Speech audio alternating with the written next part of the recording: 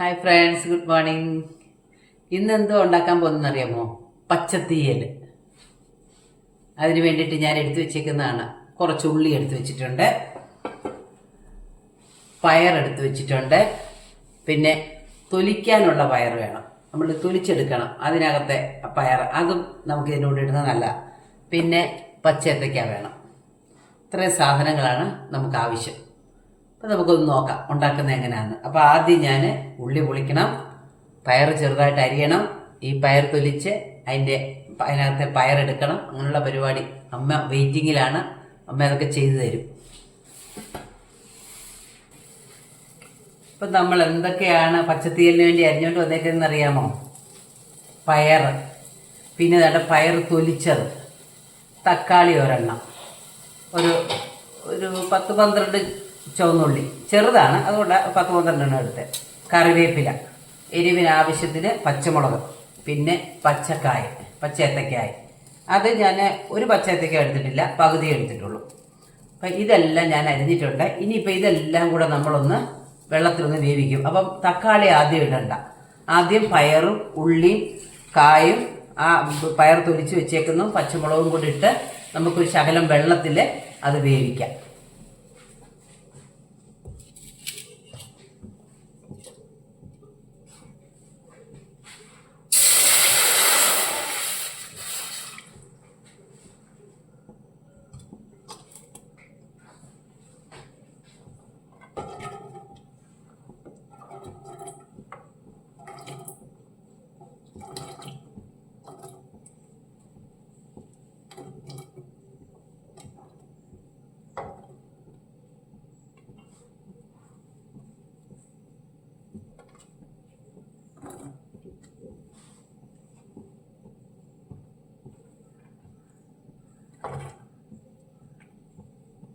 ഇതെല്ലാം നമ്മൾ ഒന്ന് വെള്ളത്തിലിട്ടിട്ടുണ്ട്.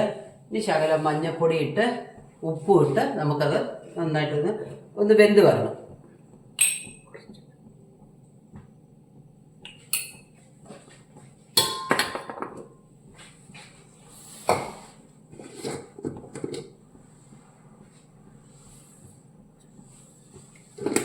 ഉപ്പ് ഞാൻ ശകലം ഉപ്പ് ഇട്ടു. പിന്നെ നമുക്ക് ആവശ്യത്തിന് ഉപ്പ് നോക്കിയിട്ടൊക്കെ ഇട്ടാൽ മതിയല്ലോ.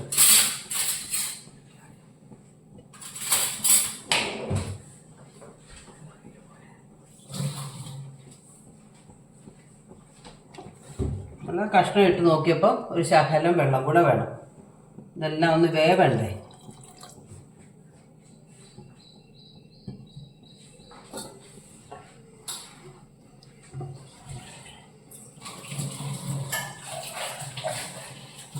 നമ്മൾ പയർ മെഴുക്കുരട്ടി ഉണ്ടാക്കുമ്പോഴും ഈ തൊലിച്ച പയർ കൂടി ഇടുമ്പം നല്ല ടേസ്റ്റ് അല്ലേ? മുരിഞ്ഞൊക്കെ കിട്ടുമ്പോഴേ. ഞാനൊക്കെ കൊച്ചിലേ ഉണ്ടല്ലോ ആ പയറെല്ലാം മാറ്റി വെച്ചിട്ട് പയർ തൊലിച്ചത് മാത്രമാണ്. അന്നൊക്കെ ഒത്തിരി ഞങ്ങളുടെ വീട്ടിലൊക്കെ പയറൊക്കെ ഉണ്ടായിട്ടുണ്ട്. പറമ്പിലേ ഇഷ്ടംപോലെ പയർ നട്ടു എൻ്റെയൊക്കെ കൊച്ചിലെ. അപ്പോൾ അതുകൊണ്ട് ഇഷ്ടംപോലെ പയർ കിട്ടും. അപ്പോൾ ഈ തൊലിക്കാനുള്ള പയർ തന്നെ തൊലിച്ച് കിട്ടിയാൽ തന്നെ ഒരു കൈ തൊലിച്ച പയർ തന്നെ കാണും. അതിൻ്റെ കൂടെ മറ്റേ പയർ കൂടെ ഇട്ട് കഴിയുമ്പോൾ ആ പയർ മാറ്റി വെക്കും. എന്നിട്ട് ഈ തൊലിച്ച പയറെല്ലാം കൂടെ എടുത്ത് തിന്നും. ഇപ്പോഴും ആ ടേസ്റ്റൊക്കെ വായിക്കാത്തുണ്ട്.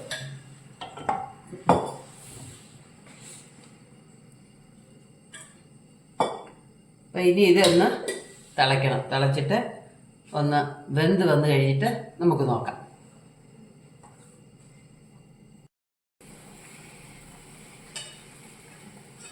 ഇത് നന്നായിട്ട് തിളച്ചിട്ടുണ്ട്.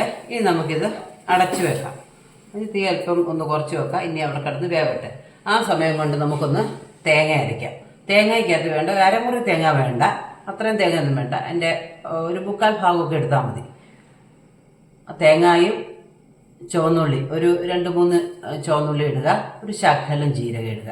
ഇതെല്ലാം കൂടെ ചേർത്ത് ഞാനൊരു ശകലം മഞ്ഞൾപ്പൊടി കൂടെ ചേർത്താണ് അരയ്ക്കുന്നത്. അപ്പം അങ്ങനെ ഇത് പച്ചത്തീയൽ എന്ന് പറയുമ്പോൾ നമുക്ക് ഒരിക്കലും ഇത് ചുവന്ന നിറത്തിലിരിക്കത്തില്ല. ഇത് ഏകദേശം ഒരു പച്ച നിറത്തിൽ തന്നെയാണ് അതിരിക്കുന്നത്. അതുകൊണ്ട് ഞാൻ ഏകദേശം കഷ്ണം ഒന്ന് വെന്തിട്ടുണ്ട്. കുറച്ചുകൂടെ ഒന്ന് വേവണം പയർ. അപ്പം നമുക്ക് തക്കാളി അങ്ങ് ഇട്ടേക്കാം.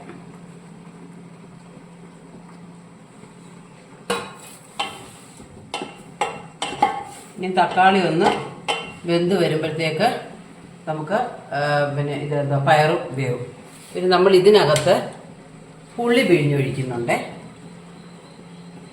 തീയൽ സാധാരണ നമ്മൾ പുളി പിഴിഞ്ഞൊഴിക്കുമല്ലോ. ഒരു തക്കാളി ഇട്ടു എന്നും പറഞ്ഞ് നമുക്ക് അധികം പുളിയൊന്നും കാണത്തില്ല. പിന്നെ പുളിയൊക്കെ അവരവരുടെ ഇഷ്ടത്തിനനുസരിച്ചാണ്. ചിലർക്ക് പുളി കൂടുതൽ വേണമല്ലോ, അങ്ങനെയുള്ളവരുണ്ടെങ്കിൽ അത് കൂടുതൽ ഒഴിക്കാം. ഞാനൊരു ശകലമേ ഒഴിച്ചിട്ടുള്ളൂ.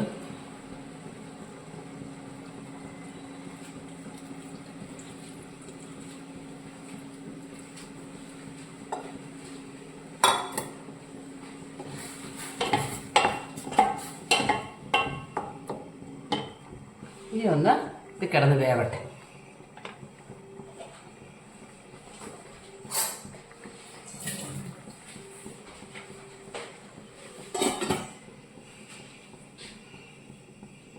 അപ്പോൾ കഷ്ണം നന്നായിട്ട് വെന്തിട്ടുണ്ട്. ഇനി അരപ്പ്.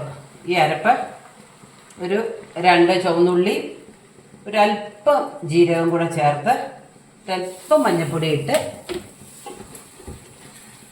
അരച്ചതാണ്.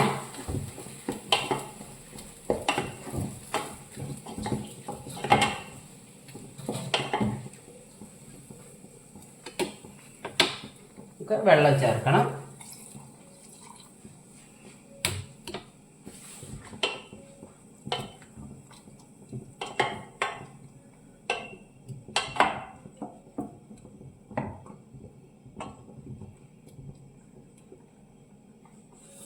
അല്പം വെള്ളം കൊണ്ടെടുക്കട്ടെ.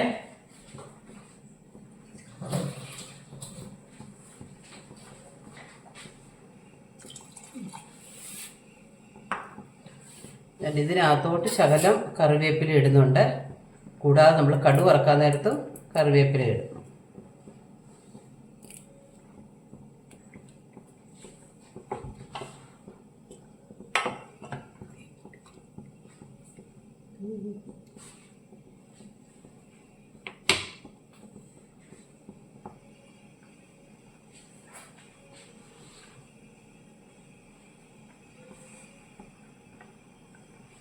അരപ്പിട്ട് വെള്ളം ഒഴിച്ചില്ലേ, ഇനി അതൊന്ന് തിളയ്ക്കണമല്ലോ.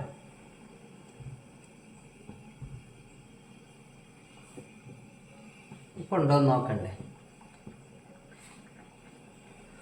ഉപ്പ് കുറവാണ്.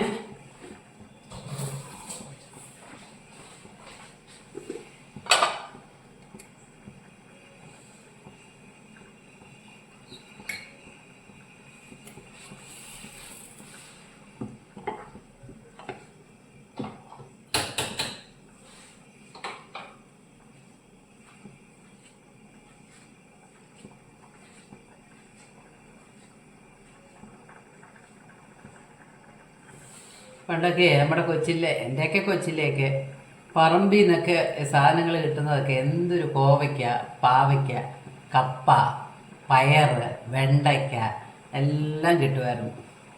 ഞങ്ങളുടെ തറവാട്ടിൽ എല്ലാം ഉണ്ടാകുമായിരുന്നു.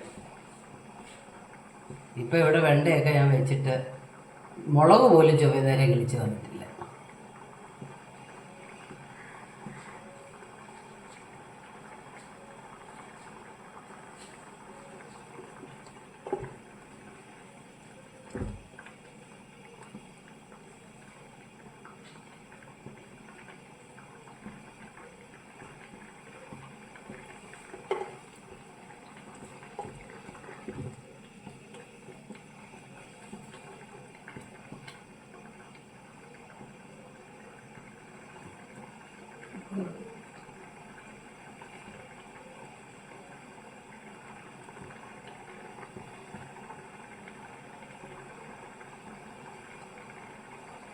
അപ്പോൾ ഇത് നന്നായിട്ട് തിളച്ച് വന്നിട്ടുണ്ട്.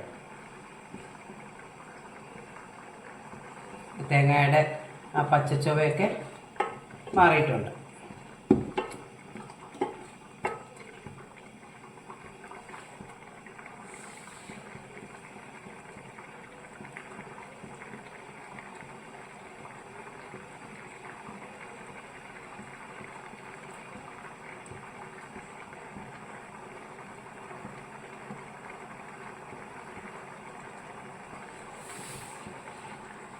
ഇനി നമുക്കിത് വാങ്ങി വെക്കാം. വാങ്ങി വെച്ചിട്ട് നമുക്ക് കടു വറക്കണം.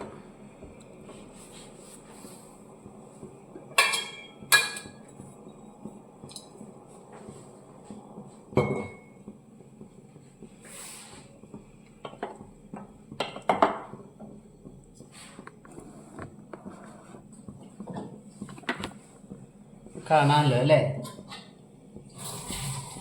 വെളിച്ചം ജനലിൻ്റെ അവിടെ നിന്ന് വെളിച്ചം ഇങ്ങോട്ട് വരുന്നതുകൊണ്ട് ഇച്ചിരി പ്രയാസമായിരിക്കും കാണാൻ.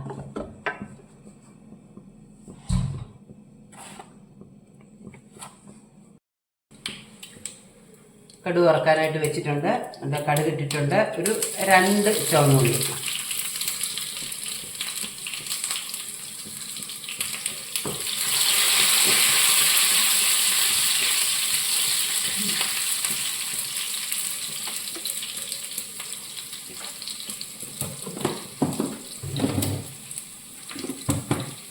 ഇനി ഒരു വറ്റൽമുളക്.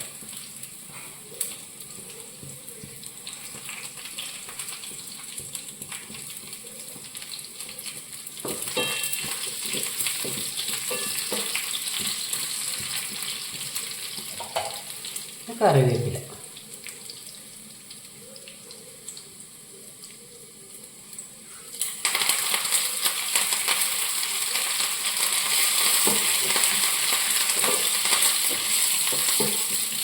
ഇത്രയും കൂടി ഇട്ട് കടുക് വറുക്കും.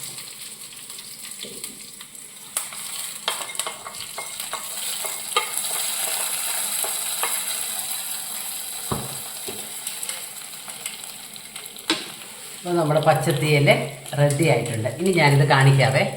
ഇതെടുത്ത് മാറ്റി വെച്ചാലേ ശരിയായിട്ട് അങ്ങോട്ട് കാണത്തുള്ളൂ. ഇതാണ് പച്ചത്തീയൽ. ഇത് കുറച്ച് കഴിഞ്ഞിട്ട് ഈ കടുക് വറുത്ത് കഴിയുമ്പോൾ ഞങ്ങൾ കുറച്ച് കഴിഞ്ഞിട്ട് അത് ഇളക്കത്തുള്ളേ. കാരണം നമ്മൾ ഉടനെ ഇളക്കി കഴിഞ്ഞാൽ കടുകെല്ലാം അടിയിലോട്ടങ്ങ് പോകും. അതുകൊണ്ട് ഉടനെ ഇളക്കുന്നില്ല. ഇതാണ് സംഭവം. ഇതിൻ്റെ കൂടെ കറിയൊന്നും വേണമെന്നില്ല. ചോറിനകത്തോട്ട് ഒഴിച്ചങ്ങ് കഴിക്കാവുന്നതുമാണ്. കടുവൊക്കെ വറുത്ത് കുറച്ച് നേരം കഴിഞ്ഞപ്പോൾ ഒന്ന് ഇളക്കി ഞാനൊരു പാത്രത്തിലേക്ക് മാറ്റുക. ഇതാണ് പച്ചത്തീയൽ. അപ്പം ഇത് ഉണ്ടാക്കിയിട്ടില്ലാത്തവരൊക്കെ ഇതൊന്ന് ഉണ്ടാക്കി നോക്കണം. വളരെ ടേസ്റ്റായ ഒരു തീയലാണ്. എൻ്റെ ചാനൽ കാണുന്ന എല്ലാവരും സബ്സ്ക്രൈബ് ചെയ്യുകയും ലൈക്ക് ചെയ്യുകയും കമൻറ്റ് ചെയ്യുകയൊക്കെ ചെയ്യണേ.